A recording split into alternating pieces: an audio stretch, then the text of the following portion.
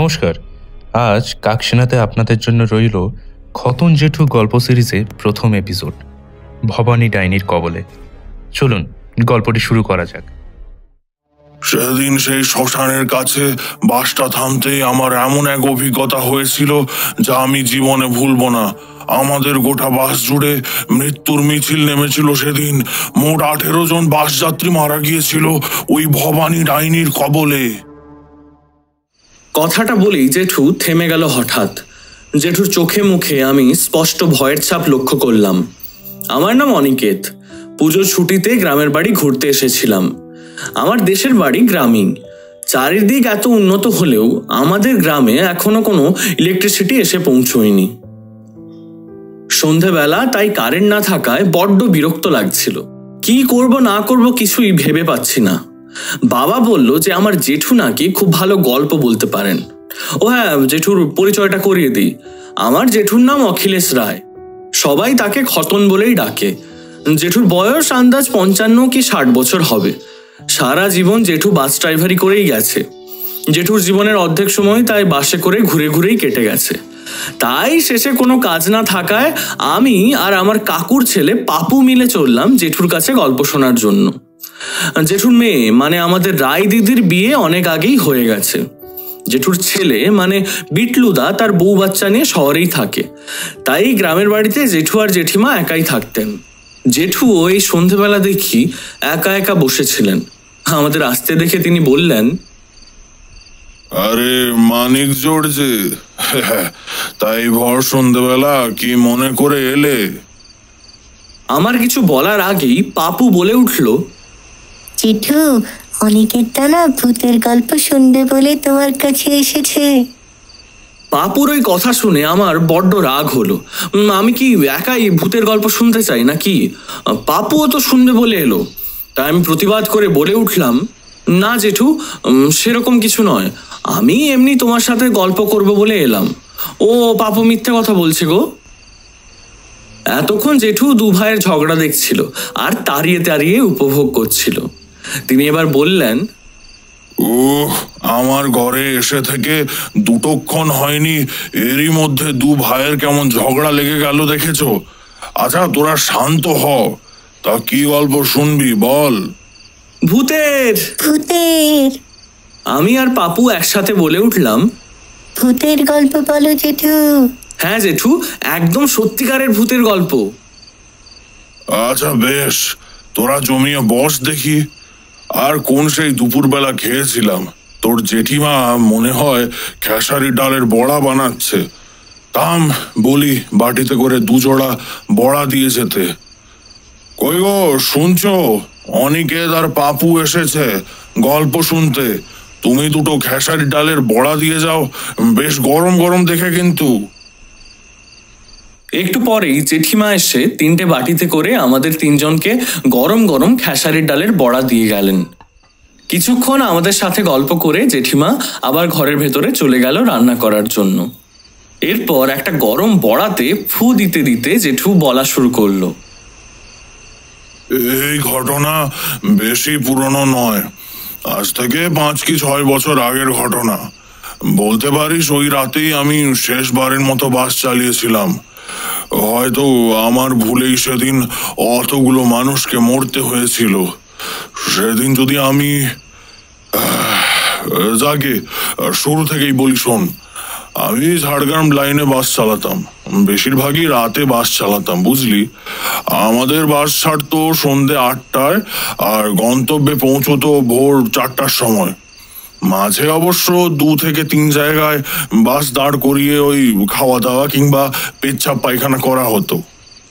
তো এমনই একদিন সন্ধেবেলা যখন বাস ছাড়ার সময় হলো, তখন হঠাৎই বাসের কন্ডাক্টর খ্যাপা এসে আমাকে বলল, ওস্তাদ, তোমার সাথে না আমার কিছু কথা ছিল বুঝলে। হ্যাঁ রে খ্যাপা বল, সব ঠিক আছে তো ভাই? খতনদা, বলছি কি আজ না তুমি বাস চালিও না। সে কি রে শালা, কোন দুঃখে বাস চালাবো না? না গো খতনদা, আজ না আমার মনটা বড্ড খচখচ করছে। আসলে আমার সেই ওস্তাদ আছে না ভেকুগুলিন, ও আমাকে বেশ কিছু বিদ্যে শিখিয়েছে। সেই বিদ্যের ফলেই আমি কোনো কিছু খারাপ হওয়ার আগে কেমন যেন বুঝতে পেরে যাই, বুঝলে? আহারে, আমার সব জানতা গামছাওয়ালা এসেছে। কতবার বলেছি ওই ভেকু শালার সাথে মিশবি নে। ও নিজে পাগলা আর সারাদিন শ্মশানে মশানে পড়ে থাকে। তুইও ওই পাগলটার সাথে মিশে ভুলভাল বকা শুরু করেছিস। না উস্তাদ, সে তুমি যাই বলো না কেন, আমার মনটা না তবুও ভীষণ খুঁতখুত করছে। আজ তুমি গাড়ি চালিও না, বাতিল করে দাও, বুঝলে? তোর পাগল, আজ বরং আমাদের বেশি করে গাড়ি চালানো উচিত। এর কারণ হলো আজ আমাদের গাড়িতে গিরিশ বাবুর মাল লোড হবে। গিরিশ বাবুকে জানিস তো তুই? সে কি, গিরিশ বাবু মানে ওই ডাকাত দলের সর্দার? চুপ, আস্তে, শুনে ফেলবে সবাই। কেন ওস্তাদ, বাজে কিছু আছে নাকি এতে? হ্যাঁ, চোরাই মাল আছে। চোরাই মাল বলতে কি আছে এতে? মানুষের কঙ্কাল। সে কি, কেন? পুরোটা জানি না, কিন্তু এটা জানি যে এই মানুষগুলো অপঘাতে মারা গিয়েছিল, বুঝলি? ওই যে কিছু মাস আগে এই গায়ে বন্যা হয়েছিল না, ওই বন্যাতে বেশ কিছু মানুষ মারা গিয়েছিল। তো তোদের ওই ডাকাত গিরিশ ঘোষ তার লোকদের দিয়ে বেশ কিছু লাশ এই ভাগে সরিয়ে ফেলেছিল সবার অগোচরে। সেই লাশগুলো এরপর বেশ কিছু সময় মাটিতে চাপা দিয়ে রাখে। এরপর মাংস পচে গলে গেলে ধারালো সব যন্ত্র দিয়ে হাড় থেকে মানুষের সব ছাল চামড়া ছাড়িয়ে কঙ্কালগুলোকে পালিশ করে পাশের জেলাতে চোরাই পথে চালান করবে, বুঝলি? আর সেই চালান করার দায়িত্ব এখন এসে পড়েছে আমার কাঁধে। কি সর্বনাশ! হায় ভগবান, কঙ্কাল আছে? কটা কঙ্কাল? মোট 8টা কঙ্কাল আছে এখানে। ছি ওস্তাদ, তুমি একবারও আমাদেরকে জিজ্ঞাসাই করবে না? নিজে এত বড় সিদ্ধান্ত নিয়ে ফেললে একা একা। চুপ, এই কঙ্কালগুলোকে বেচলে আমরা কত টাকা পাবো জানিস? কত? মোট 50,000। আমার 30, তোরা ঝাঁপুর 10। এই 10,000 টাকা পেলে তোর কত সুবিধা হবে বল, তাই না? এই 2 টাকার কন্ডাক্টারি ছেড়ে গায়ে গিয়ে নিজের দোকান খুলবি, তোর বুড়ো মা বাপকে দেখবি। যা যা, কঙ্কালগুলো নিচের কাঠের বাক্সের মধ্যে রয়েছে, তুই আর ঝাঁপু মিলে ওগুলোকে বাঁশের মাথায় তোলগে। আচ্ছা ওস্তাদ। টাকার লোভ বড় লোভ হে। কন্ডাক্টর আর হেল্পার দুজনেই প্রথমে আমতা আমতা করলেও পরে এতগুলো টাকার কথায় তারা আর না বলতে পারলো না। ওরা গিয়ে এক এক করে কাঠের বাক্সগুলোকে গাড়ির ছাদে তুলতে লাগলো। আসলে গোপন খবর হলো 50 নয় বরং 70,000 টাকার চুক্তি হয়েছিল আমার ওই ডাকাত দলের সঙ্গে। ওদের দুটোকে ওই 10-20,000 টাকা দিয়ে বাকি সব টাকাই আমি নিজের পকেটে ঢোকাবো বলেই রেখেছিলাম, বুঝলি? সে যাই হোক, এরপর সমস্ত মাল লোডিং হলে আমি আরো কিছু সময় বাস থামিয়ে রেখেছিলাম প্যাসেঞ্জারদের জন্য। আসলে বাস স্ট্যান্ডে আমাদের একটু বেশি সময় গাড়ি থামিয়ে রাখতে হয়, বুঝলি? কারণ এর পরের পুরো রাস্তা ফাঁকা, ওখানে কোনো লোক ওঠে না। সে মাঝে মধ্যে বছরে 1-8 যারা ওঠে তারা হয় কাঠ কাটতে আসে, না হলে মধু চুরি করতে। তো এরপর মোট 16 প্যাসেঞ্জারকে নিয়ে আমি গাড়ি ছাড়ি। গাড়িটি একটি যান্ত্রক শব্দ করে চলা শুরু করলো। সেদিন রাত্রে একটা আলাদাই বিশেষত্ব ছিল। সেদিন ছিল ঘটঘটে পূর্ণিমা। একটা শান্ত হাওয়া বারবার গোটা বাস জুড়ে খেলা করে বেড়াচ্ছিল। মুখে আমি যতই হম্বিতম্বি করি না কেন, আমারও কেমন একটা ভয় ভয় করছিল। 8টা কঙ্কাল আমাদের বাসের ওপরে, এবং কোনোটিরও সাধ্য শান্তি হয়নি। নিজেই জানতুম পাপ করছিলুম, কিন্তু সত্যি বলতে কি বয়স তো অনেক হলো, আর ওই বাস ড্রাইভারি করার কোনো ইচ্ছে আমার ছিল না। তাই ওই কঙ্কালগুলোকে চোরাপথে চালান করার পর ডাকার সর্দার যা টাকা দিত তাতে বাকি জীবনটা আরামসে কেটে যাবে, এই ভেবেই সেদিন ওই কাজটা করেছিলাম।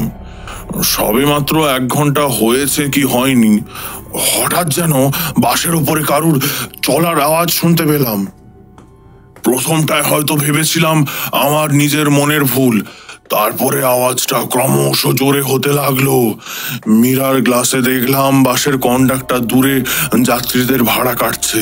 তাই কাছে থাকা হেল্পারকে আমি বললাম, ঝাপু, একটু কাছে আয় তো বাপ। খতনদা, বলো বলো, কি হয়েছে কি? এই বাসের ওপর তখন থেকে যেই আওয়াজটা হচ্ছে, তুই কি শুনতে পাচ্ছিস?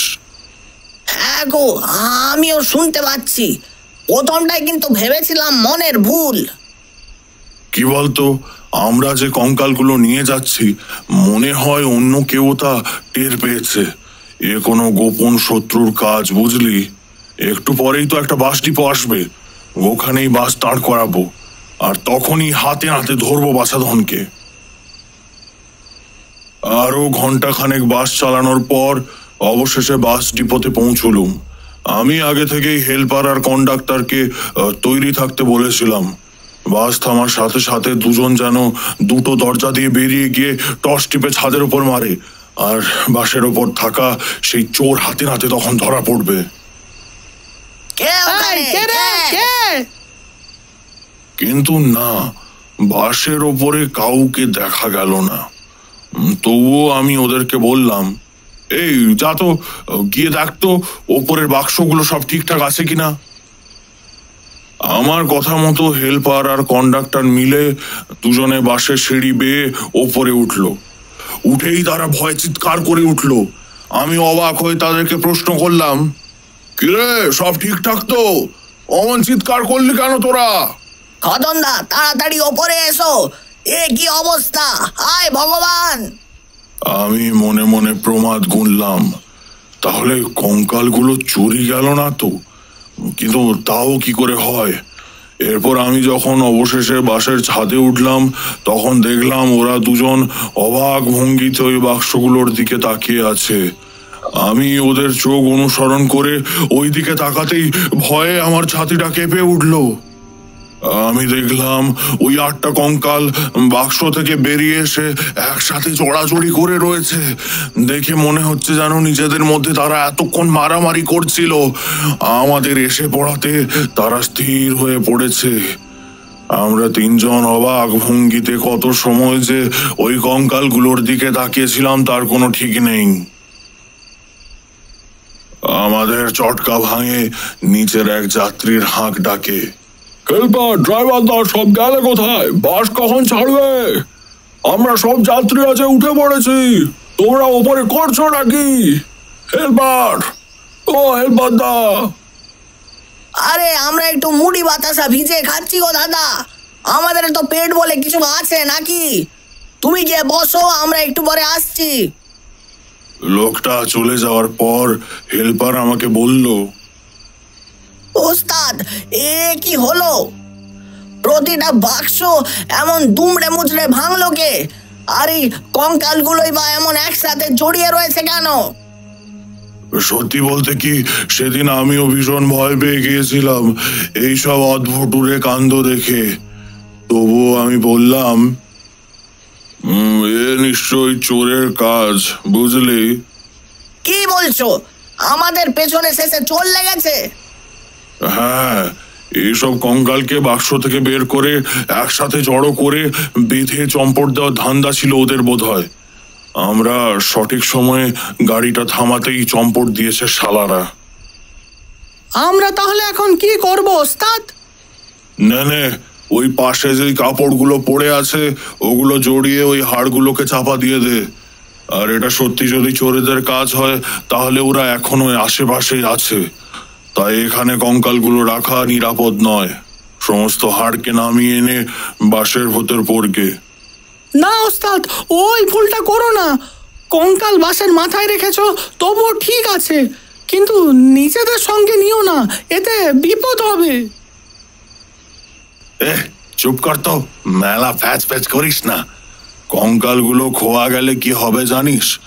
ওই ডাকার সর্দার আমাদেরকে জ্যান্ত মাটি চাপা দিয়ে আমাদের কঙ্কাল করে বেচে দেবে। তাই চুপচাপ কাপড় জড়িয়ে বাসের মধ্যে দিয়ে এগুলো। আমি গিয়ে গাড়ি স্টার্ট দিচ্ছি। এই বলে আমি ধীরে ধীরে সিঁড়ি বেয়ে নিচে নামতে লাগলাম।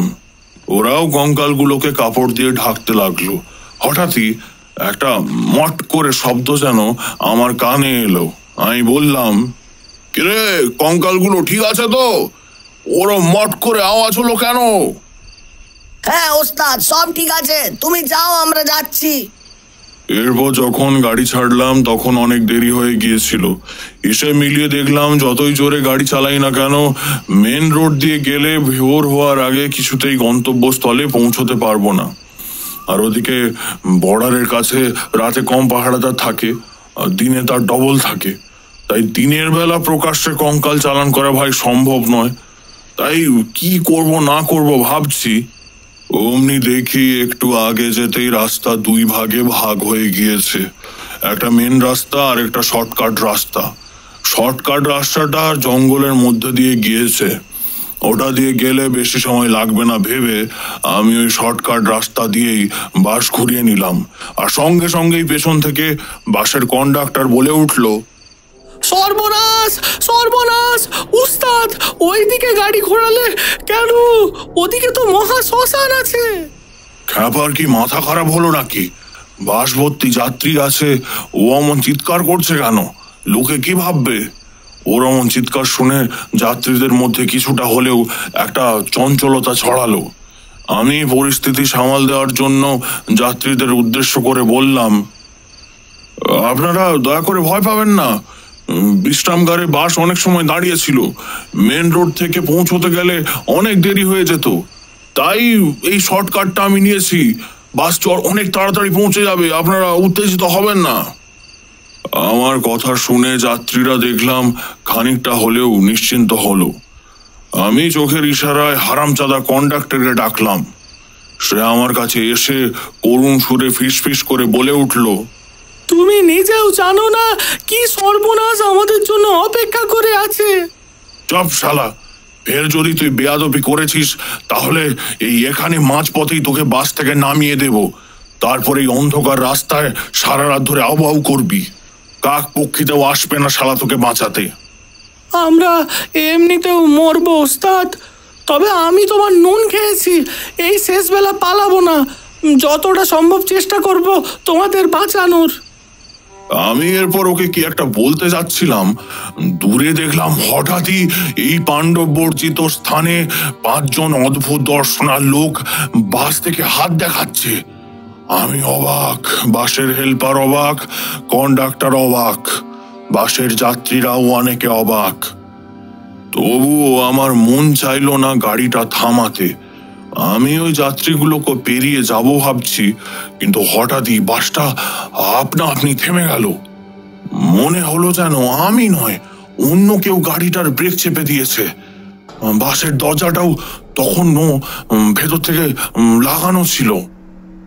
বাইরের যাত্রীগুলোর হাসির শব্দ, ফিসফাস করে কথা বলার শব্দ ভেতর থেকে শুনতে পারছিলাম। এরপর এক অদ্ভুত ভঙ্গিতে 2-3 বার টোকা যেন এসে পড়লো বাসের দরজার উপরে। তারপরেই একটা নাকি কণ্ঠ ভেসে এলো দরজার বাইরে থেকে, এই দরজাটা খোল। কি রে, যাত্রীদেরকে এমন ভাবে দরজার বাইরে দাঁড় করিয়ে রাখবি? কি রে, কথা কানে যাচ্ছে না? দরজাটা খোল। আমার কিছুতেই মন চাচ্ছিল না দরজাটা খোলার জন্য, কিন্তু হঠাৎই বাসের মধ্য থেকে এক প্রবীণ গোছের লোক বলে উঠল, কে বাবারা, দরজাটা খোলো হে। এই মাঝরাতে বিপদে পড়ে কিছু নিরীহ যাত্রী বাসে উঠবে বলছে, তোমরা ওদের বাসে না নিলে কে নেবে ওদের? কথাটা বাসের ভেতর থেকে কে বলল কিছুতেই বুঝতে পারলাম না, কারণ যতজন উঠেছিল তাদের মধ্যে এতটা বুড়ো গোছের কোনো লোক ছিল না। দোনামোনা করে ভাবছি দরজা খুলবো কিনা, হঠাৎই খট করে একটা আওয়াজ করে দরজাটা আপনি খুলে গেল। আর তখনই সঙ্গে সঙ্গে বাসে যতগুলো আলো জ্বলছিল সব একসাথে নিভে গেল। এরপর হুড়মুড় করে বাসের ভেতর 5 লোক উঠে এলো। আর তখনই একটা দমকা আসতে গন্ধ গোটা বাসে ভরে উঠল। কিন্তু অবাক করার বিষয় হলো, এই বাসের কিছু যাত্রী যেন আগে থেকেই জানতো যে এরা আসবে বলে। নিজেদের মধ্যে ওরা কথা বলাবলি করতে লাগলো।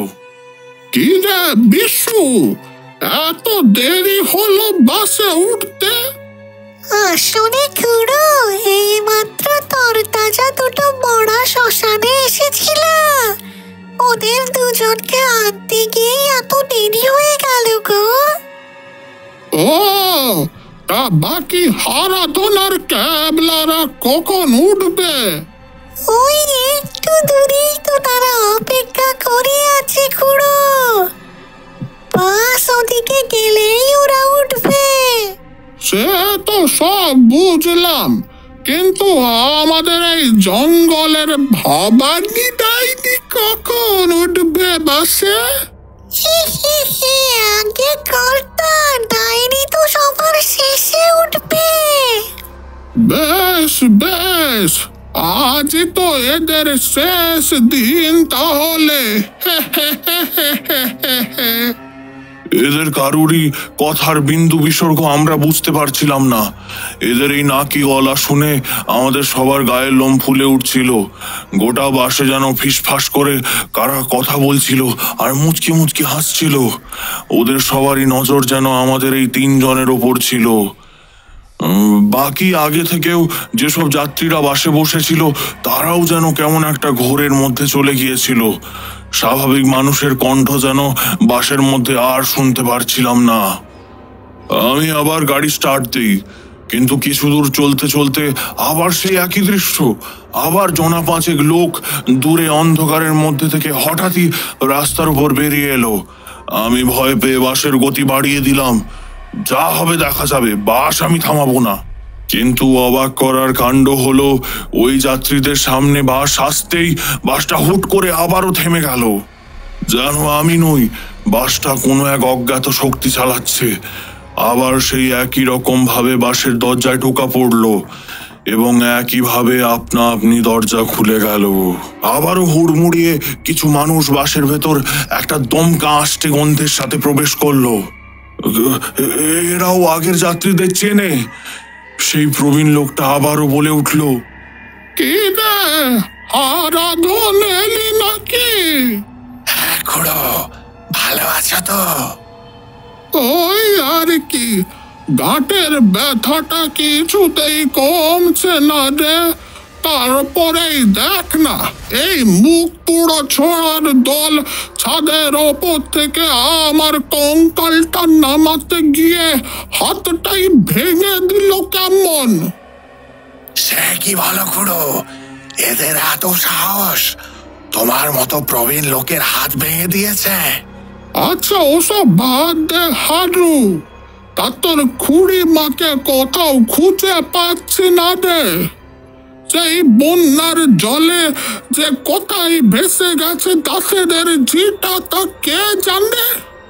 আদৌ কি বেঁচে আছে নাকি আমাদের মতোই হয়েছে তার কিছুই জানি না রে। আরে খুড়ো, খুড়িমার সাথে তো আমার এই সেদিন হলো দেখা হলো। মন্টু প্রামাণিকদের ওখানে যে শাওড়া গাছটা আছে না, খুড়িমা তো সেখানেই গিয়ে উঠেছে। সে কি বলিস রে হারাধন? তাহলে তো কালি একবার যেতে হচ্ছে তোর খুড়িমার খোঁজে ওখানে। সে যাবে কখন? তার কি কারোর বাসে ওঠা বাকি আছে?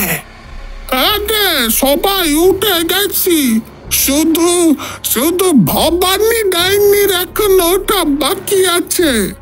এবারে আমি ঠিক করে রেখেছিলাম যে যাই হয়ে যাক না কেন, বাস আমি আর থামাবো না। একেবারে এই বাস থামবে সোজা বর্ডারের কাছে গিয়ে। আমি বাস স্টার্ট দিয়েছি, একটু পরে কন্ডাক্টর আমার কাছে এসে ফিসফিসিয়ে বলে উঠলো, ওস্তাদ, গতিক সুবিধার নয় গো, আজ প্রাণে বাঁচবো কিনা জানি না, তবে এই নাও, এই মাদুলিটা তুমি তোমার সঙ্গে রাখো। দেখলাম পাঁচু তার হাত থেকে একটা মাদুলি খুলে আমাকে দিল। এই মাদুলিটা যতক্ষণ তোমার কাছে আছে ততক্ষণ কেউ তোমাকে স্পর্শ করতে পারবে না।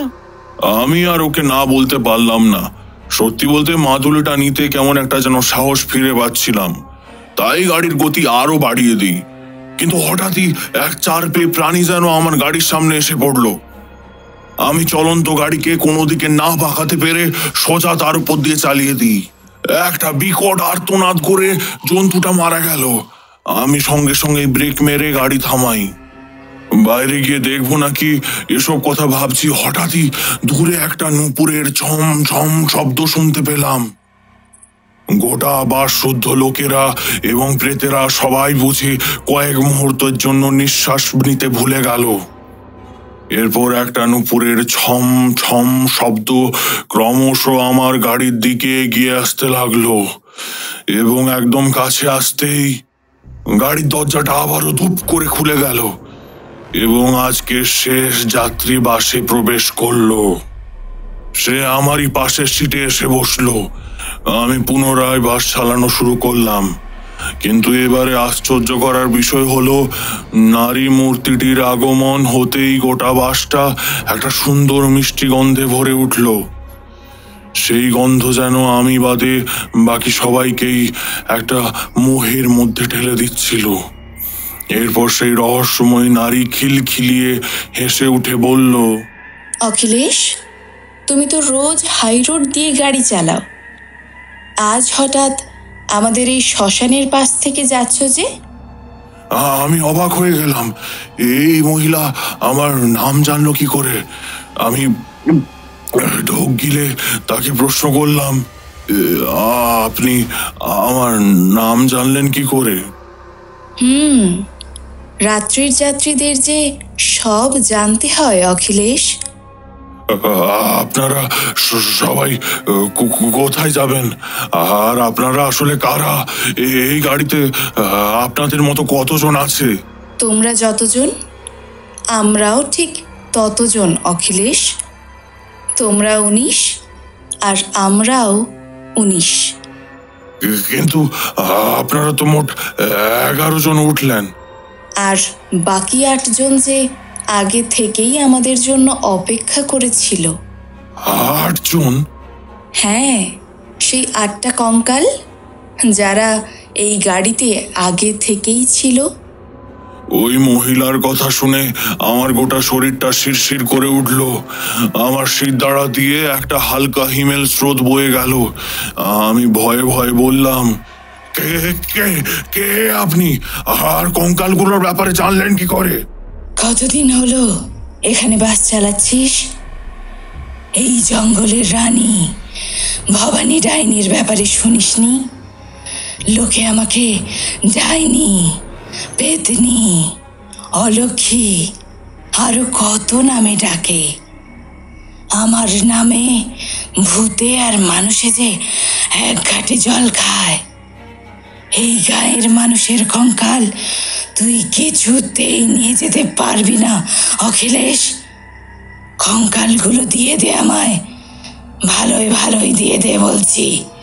আমি কারুর ক্ষতি না করে আমার দলবল নিয়ে চলে যাব। সে তুমি যাই হও না কেন, ওই কঙ্কাল কিছুতেই হাত ছাড়া আমি করব না। সে তোমার যা করার আছে করে নাও। এতক্ষণ বাসের কন্ডাক্টর খ্যাপা চুপ করে আমাদের কথা শুনছিল। সে এবার ভয়ে ভয়ে বলে উঠল, উস্তাদ, ইনি এই জঙ্গলের রক্ষা কর্তি। ছোটবেলায় মা ঠাকুমার মুখে ইনার ব্যাপারে শুনেছিলাম, কিন্তু আজ এই প্রথমবার ইনাকে সচক্ষে দেখলাম। ইনার সাথে শত্রুতা মানে সাক্ষাৎ মৃত্যু। তুমি ওনাকে কঙ্কালগুলো দিয়ে দাও, উনি ওনার দলবল নিয়ে চলে যাবেন তাহলে। আমি ঝাঁঝিয়ে উঠে বললাম, অসম্ভব। কঙ্কালগুলো এদের দিয়ে দিলে ওই ডাকাত দল আমাদের ছেড়ে দেবে ভেবেছিস? আর এই মেয়ে মানুষকে কিসের ভয় রে? ভাগ শালা। একবার বর্ডারে পৌঁছতে দে। বিশুর ডাকাত দলকে দিয়ে এই ভবানীর ইজ্জত না লুটিয়েছি তো আমার নামও অখিলেশ নয়। আমার কথা শেষ হলো কি হলো না, হঠাৎই আকাশ বাতাস কাঁপিয়ে ভবানীর অট্ট হাসি ভেসে বেড়াতে লাগলো।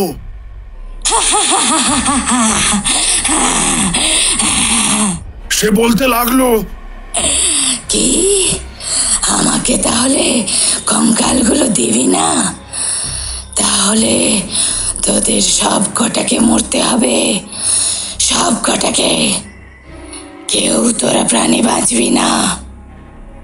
ওই ওই দেখ, ভালো করে তাকিয়ে দেখ, তোর বাসের প্রতিটা মানুষ যাত্রীর পিছনে একটি একটি করে রাত্রির যাত্রী এসে দাঁড়িয়েছে। আমার এক ইশারাতে ওরা তোদের মাথার খুলি ভেঙে মুচড়ে দেবে। কঙ্কালগুলো দিয়ে দে আমায়, দিয়ে দে বলছি।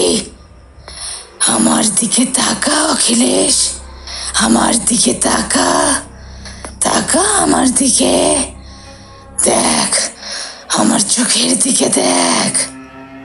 আমার পাশ থেকে খ্যাপা চিৎকার করে উঠে বলল, না উস্তাদ, খবরদার, ওই ডাইনির চোখের দিকে তাকাবে না, তাকাবে না উস্তাদ, সর্বনাশ হয়ে যাবে, তাকাবে না, তাকাবে না। কিন্তু কে শোনে কার কথা? অমন মোহময়ী এক কণ্ঠের নারীর চোখের দিকে না তাকিয়ে কি করে থাকা যায়? আমি একটু একটু করে পেছনে ঘাড় ঘুরিয়ে যেই না ভবানীর চোখের দিকে তাকিয়েছি, অমনি আমার শীতদাঁড়া ঠান্ডা হয়ে এলো। আমি দেখলাম এক ছিন্ন বস্ত্র পরিহিতা নারী, যার গায়ে রং কয়লার মতো কালো কুচকুচে, মুখ থেকে 2 হাত লম্বা একটা জিভ বেরিয়ে আছে, চুলগুলো হাওয়াতে উড়ে আরো ভয়ঙ্কর লাগছে তাকে। চোখ দুটো তার সম্পূর্ণ লাল, মুখে একটা তীব্র হিংস্র হাসি। আমি ভয়ে শিউরে উঠলাম। কি করব না করব কিছুই ভেবে পাচ্ছি না। আমি বাসের ড্রাইভার, তাই আমার পাশেই একটা দরজা থাকে সব সময়। নিজের জীবনের এক মুহূর্ত সময় আর নষ্ট না করে আমি সোজা ওই দরজা খুলে চলন্ত বাস থেকে লাফ দেই। আমার ভাগ্য ভালো ছিল, আমি যেই জায়গাটায় এসে পড়েছিলাম সেখানে ঘাস ছিল, তাই সামান্য হাত পা একটু ছুড়ে গেলেও বড় ক্ষতি কোনো হলো না। এই বলে খতন জেঠু থামলো। আমি এতক্ষণ এক মনে জেঠুর কথা শুনে যাচ্ছিলাম। এই ঠান্ডার মধ্যেও দেখলাম জেঠু দরদর করে ঘামছে। আমি জেঠুকে পাশে থাকা জলের মগটা বাড়িয়ে দিলাম। জেঠু নিমেষের মধ্যে অর্ধেক মগ জল খেয়ে শেষ করে দিল। পাপু অনেক আগেই ভয়ে উঠে জেঠিমার কাছে চলে গেছে। এই রাত্রিবেলা একা আমি আর জেঠু বসে আছি মাদুরের ওপর। আমি মনে মনে কিছুটা সাহস এনে জেঠুকে প্রশ্ন করলাম, জেঠু তারপর কি হলো? বাসটা সোজা গিয়ে ধাক্কা মারে একটা বড় গাছে। এরপর টাল সামলাতে না পেরে বাসটা জঙ্গলের ধারে এসে উল্টে যায়। কিন্তু তখনও সবাই বেঁচে ছিল। ওরা বাসের কাঁচ ভাঙার চেষ্টা করছিল বেরিয়ে আসার জন্য, কিন্তু পর মুহূর্তেই আবার ওদের মরণ চিৎকার ভেসে এলো। মনে হলো যেন কি এক ভয়ঙ্কর জীব ওদেরকে একে একে হত্যা করছে। আর সবশেষে আমি খ্যাপার গলা শুনতে পাই, উস্তাদ, উস্তাদ, বাঁচাও, বাঁচাও, মেরে ফেললো। তবে বিভৎসতা এর পরেও বাকি ছিল। দেখলাম বাসের একটা কাঁচ দুম করে ভেঙে গেল। এরপর বাসের মধ্যে থেকে চার পেয়ে একটা নরকের জীব ধীরে ধীরে উঠে এলো। বুঝলাম ওই জঙ্গলের ডাইনি ভবানী, এবং তার পিছন পিছন সারিবদ্ধভাবে 18টা ছায়ামূর্তি বেরিয়ে আসতে লাগলো। এরপর তারা একে একে গভীর জঙ্গলের দিকে চলে যেতে লাগলো।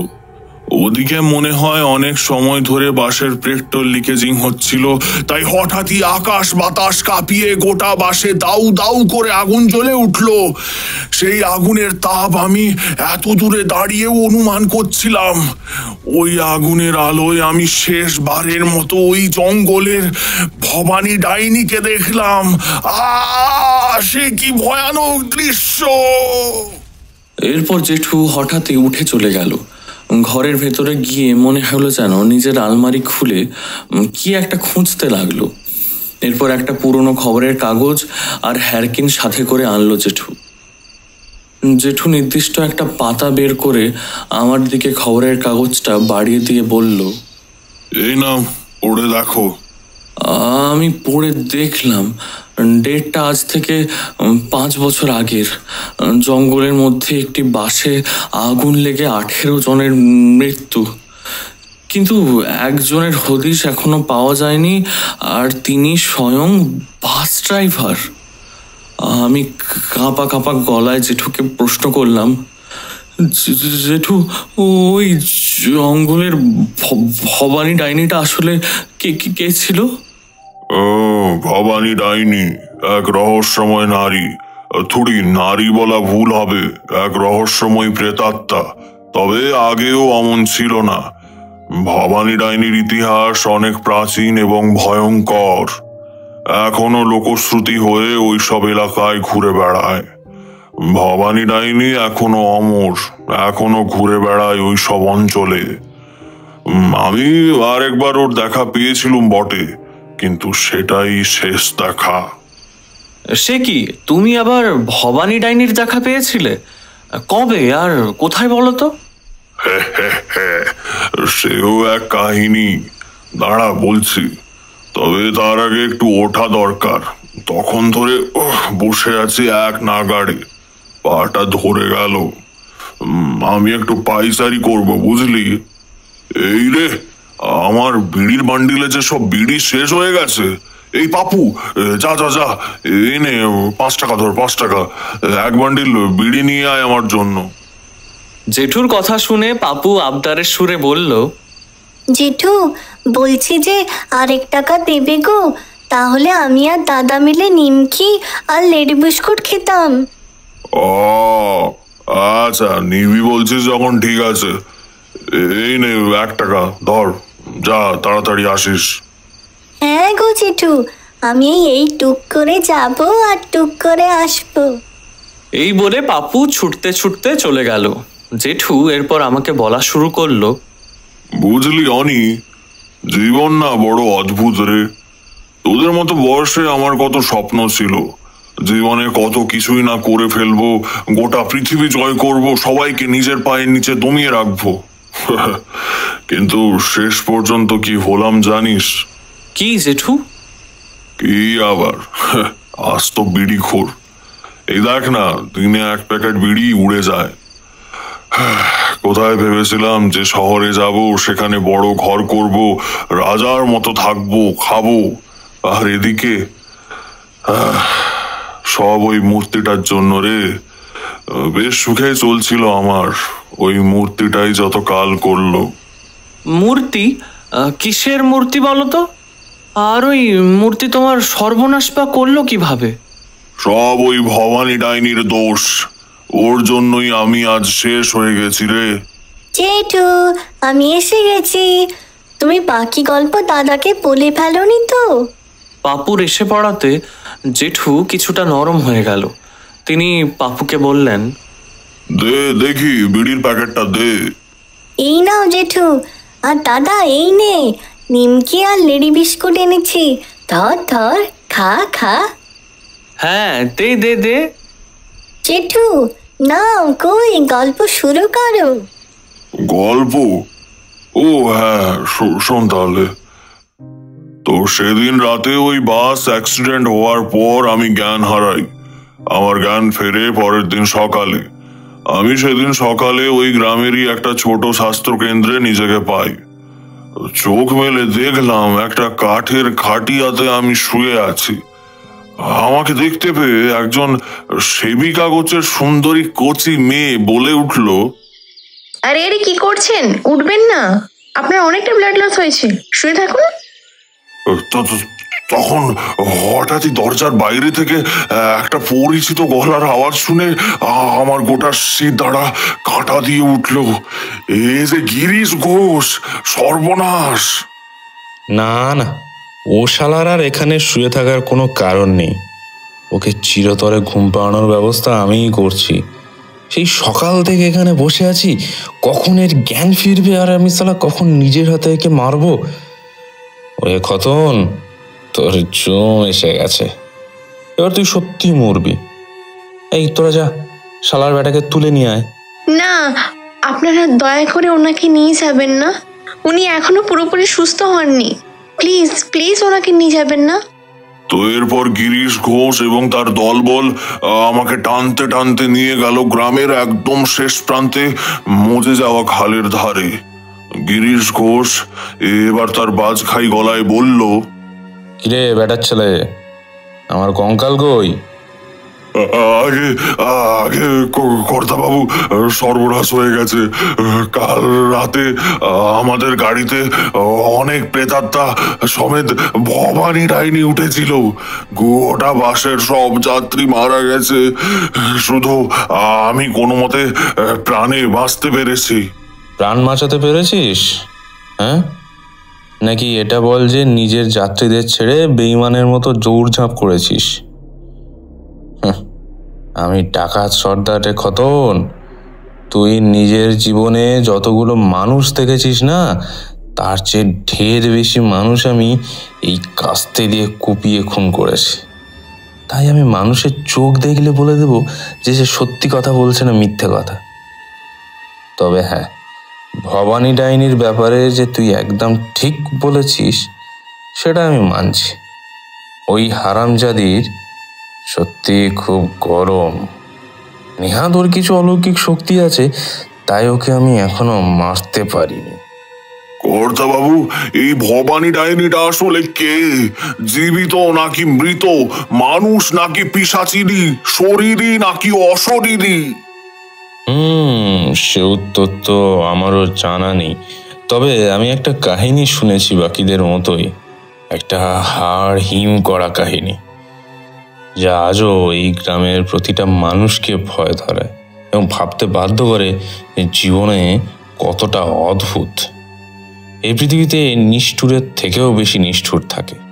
কাহিনীটা কি আমাকে বলা যাবে? শুনবি? আচ্ছা বেশ, শোন তাহলে। আজ থেকে 15 কি 20 বছর আগের কথা। এই গ্রামে পাশের গাঁ থেকে একটা জেলে ঘরের মেয়ে বিয়ে হয়ে আমাদের এই গাঁয়ে আসে। তার নাম ছিল ভবানী। মেয়েটি দেখতে যেন একেবারে রাজকন্যা ছিল। এই গ্রামের সমস্ত বড় লোকেদের নজরে ও প্রথম দিন থেকেই ছিল। শুধু নিচু জাতের মেয়ে ছিল বলে ওর গায়ে কেউ হাত লাগায়নি, নইলে তোর বরের নাম ছিল হারাধন। মালটা একেবারে বোকা লোক ছিল। বোকা বলছি তার কারণ হারাধনের ছোটবেলা থেকেই বুদ্ধি কম ছিল, আর কেমন যেন মিউ মিউ করে কথা বলতো। পুরুষ মানুষের মধ্যে যে একটা রাশভারী ব্যাপার থাকে, তা কোনোদিনও হারাধনের মধ্যে ছিল না। আর হারাধন একটু বিকলাঙ্গ ছিল বটে। ওদের বিয়ের 4 বছর পরেও ওদের কোনো সন্তান ছিল না। তাই দেখলে বোঝাই যেত যে ভবানী তার বরের মধ্যে কোনো বনিবনা ছিল না। সত্যি বলতে কি, ভবানীর স্বভাব চরিত্র একটু খারাপই ছিল বলতে গেলে। কারণ যখনই হারাধন মাছ ধরতে যেত, ভবানীও বাড়ি থেকে বেরিয়ে কোথায় যেন চলে যেত। এই পাড়ারই বেশ কিছু জোয়ান মরদের সাথে ওকে বনে বাজারে দেখা যেত মাঝে মধ্যে। তা সে যাই হোক, তো হঠাৎই একদিন আমাদের এই গাঁয়ে এক জটাধারী সন্ন্যাসীর আবির্ভাব হয়। সে সন্ন্যাসীকে দেখে তো গ্রামের মানুষ, বিশেষ করে সব মহিলাদের কি এক অবিকল কাণ্ড। মহিলারা নিজের ঘরের আলুটা মূলোটা নিয়ে চলল সন্ন্যাসীর কাছে। এরপর সবাই সন্ন্যাসীর কাছে পৌঁছলে সন্ন্যাসী সবাইকে ইশারায় বসতে বলল। সবাই যে যার ভেট সন্ন্যাসীকে দিয়ে দিল। সন্ন্যাসীও মুচকি হাসতে লাগলেন, কিন্তু কোনো কথা বললেন না। তবে কেউ কোনো রাগ, জ্বালা কিংবা ভূতপ্রেতের প্রতিকার চাইলে তিনি যেই গাছের নিচে বসেছিলেন, সেই গাছেরই একটা শুকনো পাতা পাশ থেকে কুড়িয়ে তাতে ফু মেরে দিয়ে দিতেন এবং ইশারায় ওই ব্যক্তিকে ওটা জলে বেটে খেয়ে নেওয়ার জন্য বলতেন। আর সত্যি বলো কি সত্যি তাতে কাজও দিত। তবে তিনি তখনও পর্যন্ত কিন্তু কারোর সঙ্গে কথা বলেননি। তো একদিন ভবানীর স্বামীর হলো এক ভীষণ ব্যারাম। বৈদ্য, কবরেজ সবাইকেই দেখানো হলো, কিন্তু ব্যারাম কিছুতেই সারল না। অবশেষে গ্রামের অন্যান্য মহিলারা তাকে উপদেশ দিল যে সেই সাধুর কাছে গিয়ে জড়িবুটি আনতে। ভবানীও তার বিকলাঙ্গ স্বামীকে সারিয়ে তোলার জন্য এক কাপড়ে বেরিয়ে পড়ে সেই সাধুর আস্তানায়। ভবানী যখন গিয়ে পৌঁছলো, তখন সে দেখলো সাধু এক মনে ধ্যান করছে। তখন ভবানী মাথায় ঘোমটা দিয়ে সাধুর সামনে এসে বসলো এবং সবচেয়ে আশ্চর্যের ব্যাপার হলো এই, সাধু এই প্রথমবারের জন্য মুখ খুলল। সে ওই চোখ বন্ধ করা অবস্থাতেই ভবানীর উদ্দেশ্যে বলল, তোর মনে যে অনেক ক্ষোভ নিজেকে নিয়ে, অনেক ভুল ধারণা পুষে রেখেছিস। না রে, তোর মধ্যে কোনো গলদ নেই, তুই মা হতে পারবি। আরে যা গলদ তো তোর ওই বিকলাঙ্গ স্বামীর মধ্যে আছে, ও তোকে কখনো সন্তান দিতে পারবে না। আর তোর কপালে তো ভৈরবী চিহ্ন রয়েছে রে। রাতের বেলা এক অস্বাভাবিক ক্ষমতা যে উপলব্ধি করিস, ওটা তারই সংকেত। তুই ঘর সংসারের জন্য নস, আর সেটা তুই নিজেই জানিস। তোর কাছে দুটো রাস্তা আছে, আমার ভৈরবী হয়ে যা, হয়ে এক অতি দিব্য নবজাতককে জন্ম দে, আর না হয় নিজের স্বামীর কাছে ফিরে যা। তবে তবে তবে আমার ভৈরবী হওয়ার একটা শর্ত আছে, কিন্তু আমার ভৈরবী হলে স্বামীকে কিন্তু তুই বাঁচাতে পারবি না, কারণ তুই যতক্ষণ সধবা আছিস তোকে আমি ভৈরবী করতে পারবো না। বল, তুই কোনটা বেছে নিবি? সেদিন ভবানীর কি হলো কে জানে, তার যেন এই সাধুর সঙ্গ পাওয়ার জন্য মনটা ছটফট করে লাগলো। সে এতদিনে নিজের স্বামীর কথা এক মুহূর্তে ভুলে গেল। এখন তার সর্বস্ব যেন তার স্বামী। ওই সাধু মনে হয় সেদিন ভবানীকে বশীকরণ করেছিল। এরপর কিছুদিন পরই ভবানীর স্বামী মারা যায়। ভবানীর শাঁখাপালা ভাঙা হলো, স্মৃতির সিঁদুর মুছে দেয়া হলো, কিন্তু তাতে ভবানীর বিন্দু মাত্র কিছু এসে গেল না। সে সেদিনই রাতে নিজের সমস্ত গায়ের গয়নাঘাটি নিয়ে চলে আসে ওই সাধুর কাছে ভৈরবী হওয়ার জন্য। সেই থেকে ওরা ওই গাছের নিচে কুটির করে থাকতে লাগলো। কিছু মাস যেতে না যেতেই গোটা গ্রাম শুদ্ধ লোক জানলো যে ভবানী অন্তঃসত্ত্বা হয়েছে। ওই বাচ্চা যে ওই সাধুরই, তাতে কারোর জানতে বাকি ছিল না। কিন্তু এবার হতে চলেছে সেই অতি ভয়ঙ্কর ব্যাপার। এটা আমরা শুনেছিলাম ওই পাড়ার দাইজির কাছ থেকে। আতুর ঘরে যেদিন ভবানীর বাচ্চাটা হলো, সেদিন দাইজি দেখলো ছেলে হয়েছে। ভবানীরও একটু করে জ্ঞান ফিরছিল। এরপর যখন পুরোপুরি জ্ঞান ফিরল, তখন দাইজি তাকে বলল, আরে ও ভবানী, দেখ রে, তোর ছেলে হয়েছে। দেখ, তুই তো বিশাল ভাগ্যবতী রে বাবা, পুরো রাজপুত্রের মতো মুখখানা হয়েছে রে। দাইমা, যাও তো বাড়ির ভেতরের এসব বটিটা একবার নিয়ে এসো গিয়ে। কেন রে ভবানী, কি হয়েছে? এসব বটি নিয়ে কি করবি রে? আমাকে না হলে বল, আমি করে দিচ্ছি।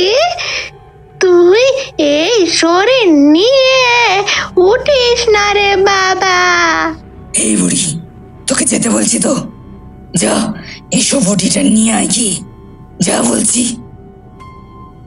ভবানীর ধমকে সেদিন দাইমা পড়ি কি মুড়ি করে ছুটে বটি আনতে গেল। এসে দেখে ভবানী তার ছেলের দিকে কটমট করে তাকিয়ে আছে।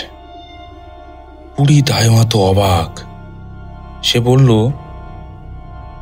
এই নে এসব বটি। ও মারে, তোর দুধের শিশুটা তখন থেকে এ পাশে পড়ে আছে, তুলে একটু হাতটুকু লাগাস নিল। বলি, নিজের ছেলেকে কোথায় বুকের মাঝে ধরে জড়িয়ে ধরবি, তা না ওর দিকে অমন বিষাক্ত নজরে তাকিয়ে আছিস কেন লো? ভবানী দাইমার কথার কোনো জবাব দেয় না। সে হাতের ইশারায় বটিটা চাইল।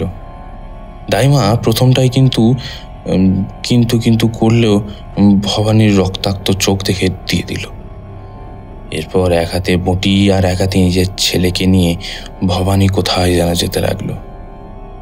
বুড়ি দাইমা ওর পিছু পিছু নিতে লাগলো। এরপর ওরা গ্রাম থেকে অনেক দূর জঙ্গলে এসে দাঁড়ালো। বুড়ি দাইমা দেখলো ভবানী জঙ্গলের মধ্যে থাকা একটা চওড়া পড়া গাছের নিচে এসে দাঁড়িয়েছে এবং সেই গাছের নিচে একটি দেবী মূর্তি রয়েছে।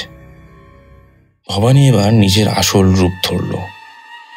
সে ওই আষ্টে মুঠিটা দিয়ে ওই স্থানে রাখলো। তারপর মানুষ যেভাবে মাছ কাটে তেমন ভাবে নিজের ছেলেটাকে ধরল।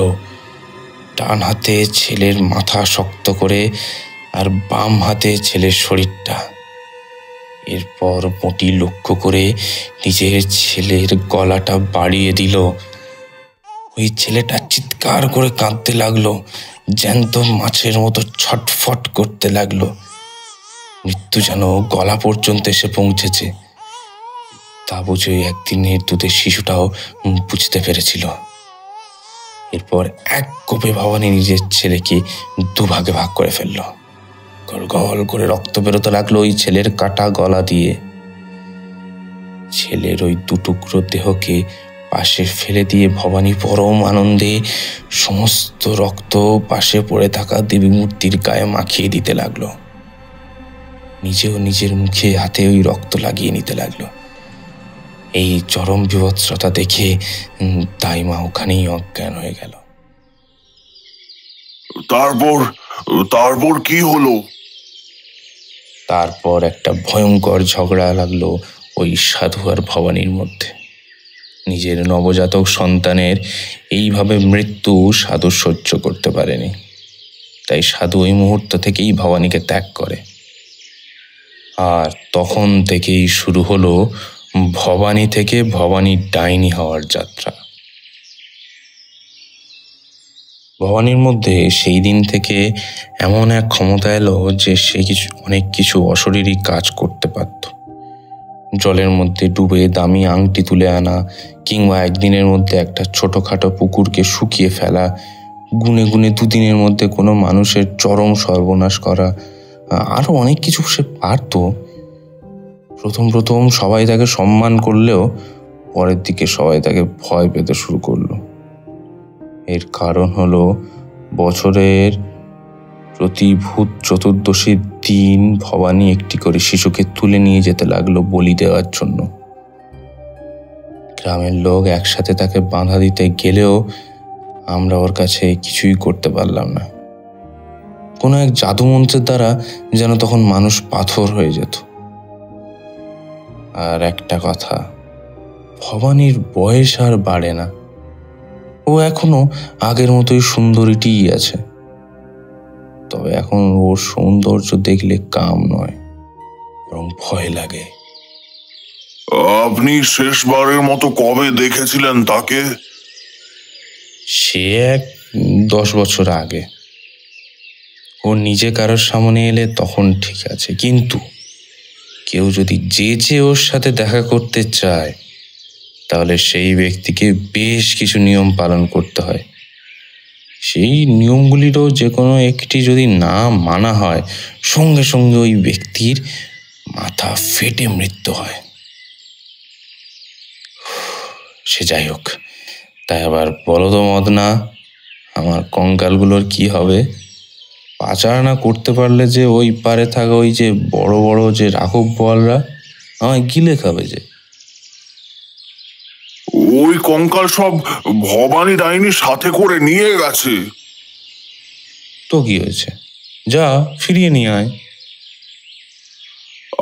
আমি? হ্যাঁ। কিন্তু কিভাবে? আচ্ছা, তোর সেই সাধুর কথা মনে আছে, যার সাথে ভবানী ফষ্টি নষ্টি করেছিল?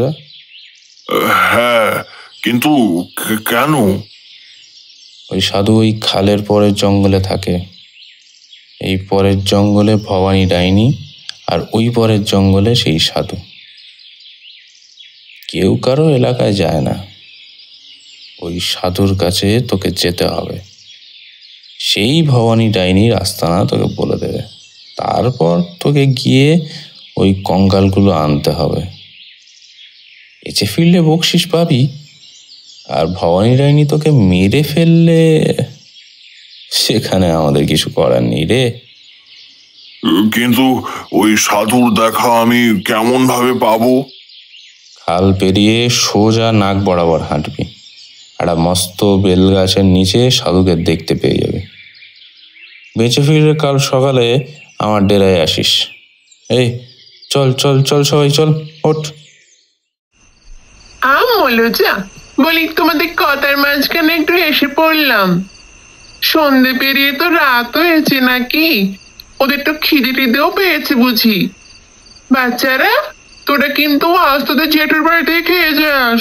আমি না বলতে যাচ্ছিলাম, কিন্তু তখনই আমার ভাই পাপু বলে উঠল, হ্যাঁ জেঠিমা, তোমার এখানেই খাবো। এরপর জেঠিমা চলে গেলেন। জেঠু আবারও বলতে শুরু করলো, তো আমি সাঁতরে সেই খালটা পেরিয়ে যখন ওপারের জঙ্গলে পৌঁছলুম, তখন সূর্য মধ্য আকাশে। সোজা নাক বরাবর হেঁটে যখন সেই বেল গাছটার কাছে এসে পৌঁছলুম, তখন দেখলাম গাছের নিচে এক বৃদ্ধ সাধু এসে বসে আছে। আমাকে দেখতে পেয়ে সেই সাধু বলল, আয়, এসে বস। দেখ, কঙ্কাল তুই পেয়ে যাবি। ভবানী জঙ্গলের মধ্যে যেই বেদিতে বসে ধ্যান করে, তার সামনের ঝোপে কঙ্কালগুলো রাখা আছে। কিন্তু বাবা, কঙ্কাল মানে এখনো যে ওই মানুষগুলোর আত্মার মুক্তি ঘটেনি, তাই ওগুলো চুরিতে ভাগিদার হলে যে তোকেও ভগবান পাপ দেবে। তবে ভবানী ওই কঙ্কালগুলো নিজের শক্তি বৃদ্ধিতে কাজে লাগাবে। তার চেয়ে ওগুলো তুই নিয়ে যা, আর এনে ধর। দেখলাম ওই সাধু আমার দিকে একটি হাড় দিয়ে তৈরি গলার হার বাড়িয়ে দিল। আমি ভয় পেয়ে বললাম, এগুলো কি? সাধু তখন মুচকি হেসে জবাব দিল, এটি হলো সেই বাচ্চাদের কনিষ্ঠ আঙ্গুলির হাড়ের তৈরি মালা, যাদেরকে ভবানী প্রাচীন দেবীর কাছে বলি দিয়েছে। এটা তুই পরে জঙ্গলের মধ্যে যাস, মনে রাখিস কোথাও কিন্তু থামবি না। জঙ্গলে চলতে চলতে তুই অনেক বাধার সম্মুখীন হতে পারিস, ভয় পাবি না। আমার মুখ স্মরণ করে এগিয়ে যাবি, সব বিপদ কেটে যাবে। এরপর তুই একেবারে থামবি ভবানী যেখানে আরাধনা করছে সেখানে। তখন তুই গিয়ে ওই কঙ্কালগুলো নিয়ে আসিস। কিন্তু ও আমার কোনো ক্ষতি করবে না তো? না রে বাছা, তুই নির্ভয়ে যা।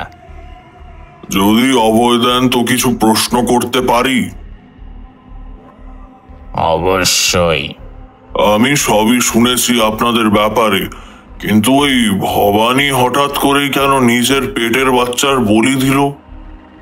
পাপ রে পাপ, পাপ কাউকেই ছাড়ে না। আমি যেই পাপ করেছিলাম সেই পাপের শাস্তি পেলাম। তান্ত্রিক হিসেবে আমার কাজ ছিল অন্যের সেবা করা, কিন্তু ভবানীর মতো অতি সুন্দরী একজন নারীকে নিজের ভৈরবী করার বাসনায় আমি ওর স্বামীকে খুন করি। হ্যাঁ, ভবানীর স্বামী আমার জন্যই মরেছিল। এরপর যখন ভবানী আমার ভৈরবী হয়, তখন থেকে আমি ওকে তন্ত্র সাধনা শেখাই।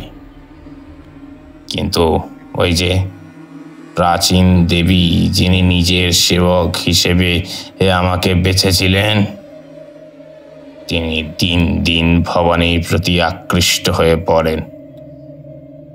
এরপর তিনি নিজের সেবিকা হিসেবে ভবানীকে নির্বাচন করেন এবং ওই দেবী তাকে বলেন যে যদি সে নিজের জলজান্ত সদ্যজাত সন্তানকে বলি দেয় তাহলে দেবী তাকে অমরত্বের বরদান দেবেন। তাই তো সেদিন ভবানী তার সদ্যজাত সন্তানকে বলি দিয়েছিল। আচ্ছা, তুই আর দেরি করিস না বাবা, তাড়াতাড়ি যা, সন্ধি বেরিয়ে পড়। ওখানে পৌঁছতে রাতই হয়ে যাবে। কিন্তু ওই যে বললাম, যাওয়ার সময় আমার মুখখানা যেন মনে করতে করতে যাস, আর কোথাও থামবি না। এরপর ওই সাধুর কথা মতো আমি চললাম ভবানী ডাইনির আস্থানায়। একটু যেতে না যেতেই প্রথম বাধাটা পড়লো। একটা বাবলা গাছের ডাল রাস্তার মাঝখানে দাঁড়িয়ে আছে। পাশ কাটিয়ে গেলে আমাকে দাঁড়াতেই হবে। কি করব না করব ভাবছি, তখন সেই সাধুর মুখটা মনে পড়ে গেল। আমি ওই ডালের উপর দিয়েই চলে গেলাম। কিন্তু আশ্চর্যের বিষয়, কোনো রকম আঘাত আমার লাগলো না। এরপর আরো কিছুটা যাওয়ার পর আরো এক ভয়ঙ্কর বিপদ আমার পথ আটকালো।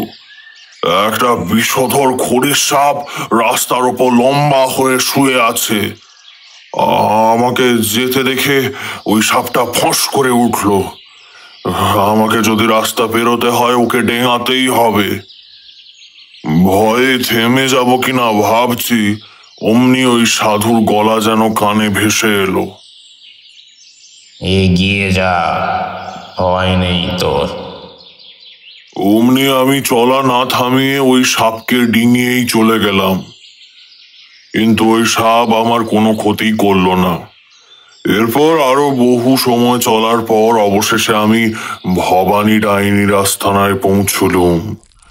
দেখলাম একটা উঁচু ঢিপির ওপর বসে ভবানী পরম আনন্দে কি যেন খাচ্ছে। আমাকে দেখতে পেয়ে সে খাওয়া থামিয়ে বলল, কি রে পোড়ার মুখ, তুই আবার এসেছিস? মরতে চাস নাকি?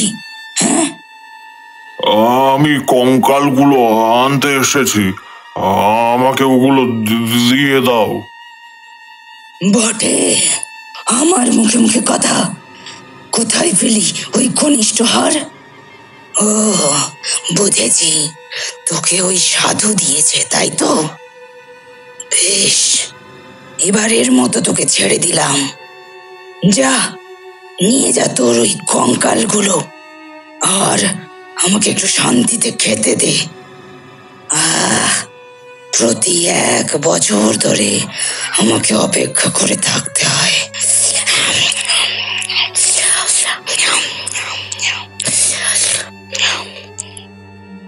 এরপর যা দৃশ্য দেখলাম তাতে আমার সর্বাঙ্গ শিউরে উঠল। দেখলাম একটা বাচ্চা ছেলে মাথা কাটা অবস্থায় পড়ে আছে, আর তার পেট থেকে নির্গত নাড়ি ভুঁড়ি ছড়িয়ে পড়ে আছে রাস্তায়। ভবানী পরম আনন্দে ওই সব নাড়ি ভুঁড়ি কাঁচা মাংস খাচ্ছে। আমি ওই দৃশ্য দেখে জোরে জোরে ওখানেই বমি করতে লাগলাম।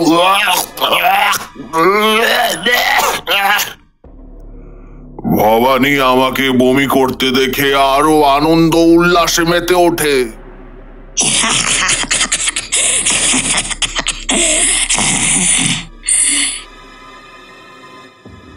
এরপর আমি কোনো মতে নিজেকে সামলে নিজের সেই কঙ্কালগুলোকে ঝোপ থেকে বের করলাম।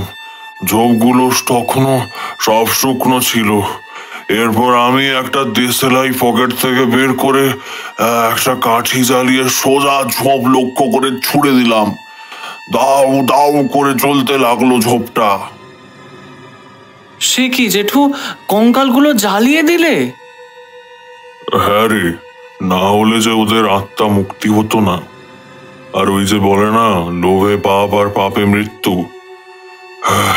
আমার লোভের কারণেই তো এতগুলো লোককে মরতে হলো। তাই ওটা করা দরকার ছিল রে। আচ্ছা জেঠু, তুমি বলা শুরু করো। এরপর ভবানী আমাকে উদ্দেশ্য করে বলে উঠল, এই কি সর্বনাশ করলি তুই? জ্বালিয়ে দিলি ওদের।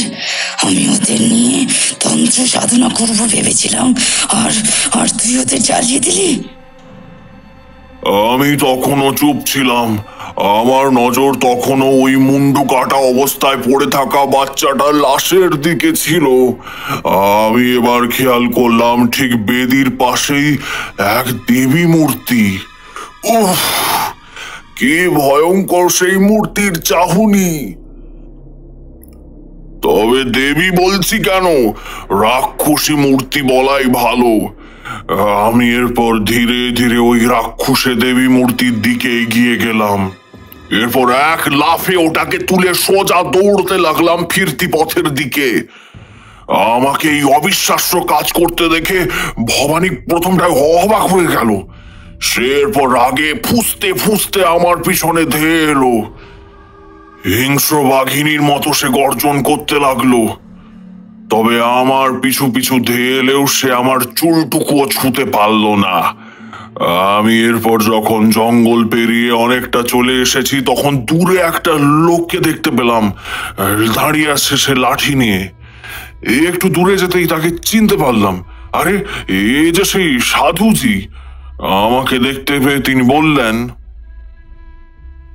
ঠিক আছিস তো? এই দেখুন সাধুজি, কি এনেছি দেখুন। সেই দেবী মূর্তি উদ্ধার করে এনেছি আমি। এখন থেকে ওই ভবানী আর কারুর ক্ষতি করতে পারবে না। কিন্তু সাধু দেখলাম খুশি হওয়ার বদলে খানিক অবাক হলো এবং ভয়ও পেল। আমাকে তিনি বললেন, কাজটা ভালো করলি না। এই মূর্তি আমি গ্রহণ করতে পারবো না।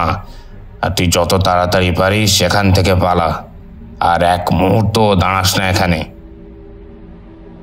কিন্তু এ মূর্তির আমি কি করব তাহলে? নিজের বাড়ি নিয়ে যা। প্রতি ভূত চতুর্দশীতে ওকে একটা শালিক মেরে উৎসর্গ করিস। আর তোকে জীবনের শেষবারের মতো আমার কাছে আসতে হবে। কবে তা জানি না, তবে তোকে আবার এখানে ফিরে আসতে হবে। যা, এখন ভাগ এখান থেকে, যা যা। মনে রাখিস, মূর্তি যদি হাসে তাহলে সে ভোগ খেতে আসে। আমি আর পাপু দুজনেই বাকরুদ্ধ। জেঠুকে কাঁপা কাঁপা গলায় প্রশ্ন করলাম, ওই মূর্তি কি তোমার কাছে এখনো আছে জেঠু? জেঠু মুচকি হেসে জবাব দিলেন, আরে দেখবি নাকি মূর্তিটা?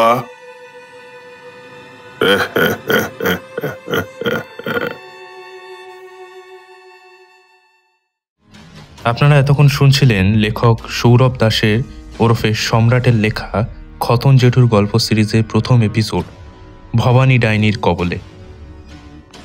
গল্পটি পরিচালনায় ছিলেন সৌরভ দাস। গল্পে কথক, জেঠু, পাপু, খ্যাপা, ঝাপু, প্রবীণ লোক, নাকি গলার লোক, হারাধন, অজ্ঞাত লোক, এই সমস্ত চরিত্রে ছিলেন সৌরভ দাস। এছাড়াও গল্পের নার্স, জেঠিমা ও দাইমা চরিত্রে সমর্পিতা, গিরিশ ঘোষ ও সাধুর চরিত্রে ছিলেন কৃষ্ণেন্দু এবং সর্বশেষ ভবানী ডাইনির চরিত্রে ছিলেন শান্তনা। গল্পের পোস্টার ডিজাইনিংয়ে সৈকত রায়, এডিটিং ও মিউজিক এফেক্টে অরিন্দম চক্রবর্তী ও সৈকত রায়। গল্পে ভিডিও মেকিংয়ে ছিলেন পুষ্পেন্দু ঘরামি। খতন জেঠু খুব শীঘ্রই কিন্তু আবারও কাকসেনাতে ফিরে আসবে আরও একটি গায়ে কাঁটা ধরানো ভূতের গল্প নিয়ে। সবাইকে শুভ কাকরাত্রি।